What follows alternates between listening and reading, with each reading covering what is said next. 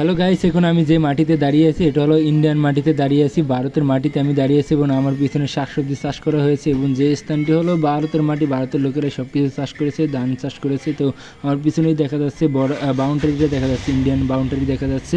তো এখন আমি ইন্ডিয়ান মাটিতে দাঁড়িয়ে আছি। তো এই যে বাউন্ডারি, এটা সব হলো বাউন্ডারি।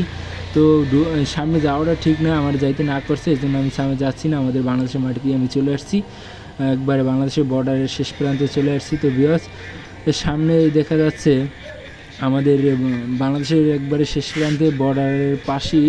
তো এটা ফেনীতে আপনার এটাকে বলা হয় যে কী জানো,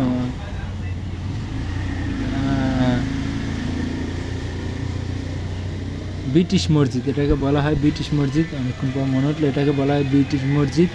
তো এটাই হলো আমাদের সেই ব্রিটিশ মসজিদ।